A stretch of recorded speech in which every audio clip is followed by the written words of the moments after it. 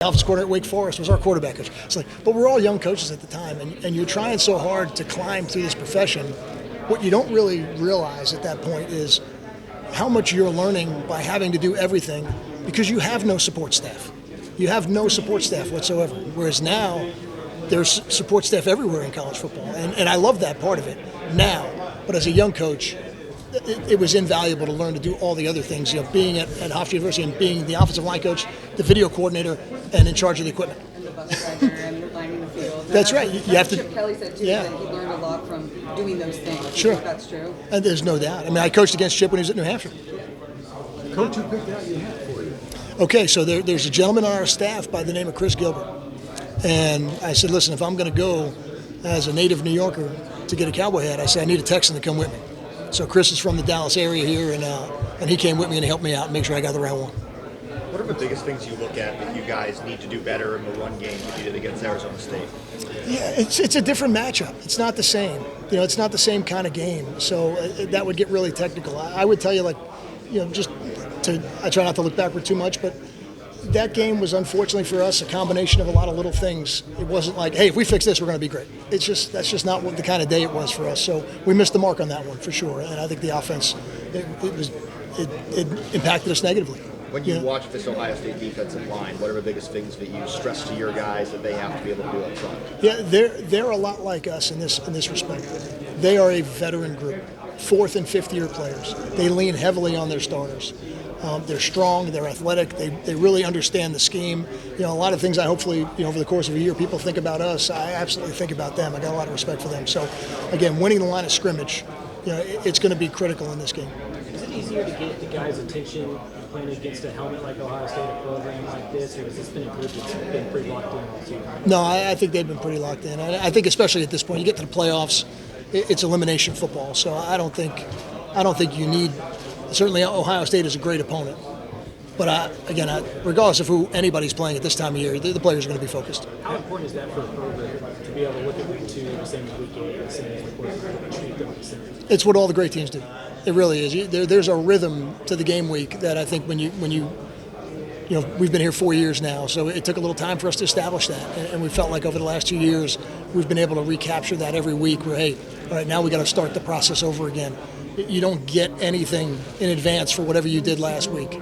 So I think there's definitely a rhythm to it, and I think having a mature team and having an experienced team, I think it definitely helps. Coach, you were in the Big Ten. You know about these offensive lines, defensive lines. Anything different that you try to tell teams about something coming out of the Big Ten? Not necessarily. I don't think so. I think coming here from Alabama.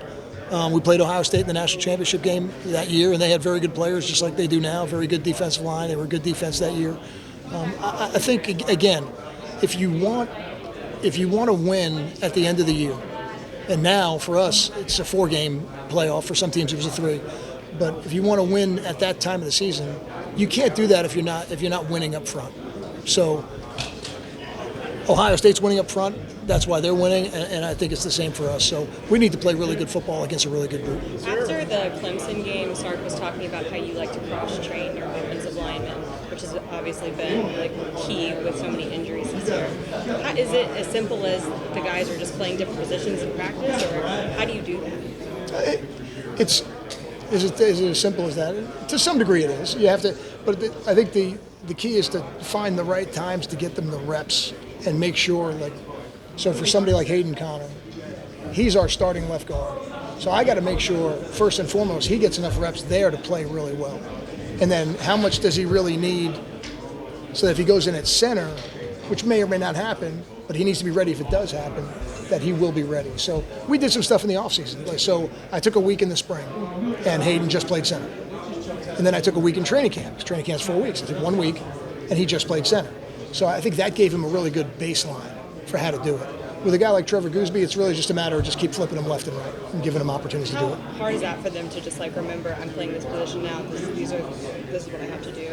I don't think it's that. Well, I don't think knowing which position they're at is very hard. I think getting comfortable with the techniques, whether you're playing left side or right side, that takes a little bit of time. So you wouldn't want to just do it you'd want to give the guy enough practice reps that they can be comfortable doing both. Coach, your team played pretty well blocking for the quarterback, except a couple of games against Georgia.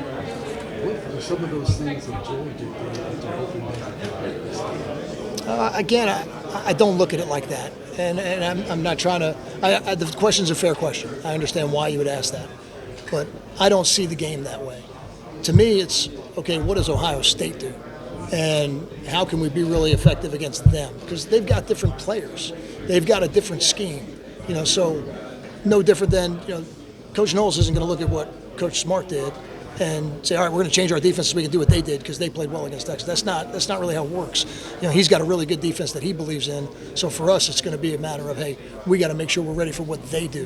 When they run their third down blitzes, we got to make sure that we ID them correctly, that we switch the games. They do a great job with their pick stunts, with their line stunts. Those are all things that are going to present challenges in this game for us.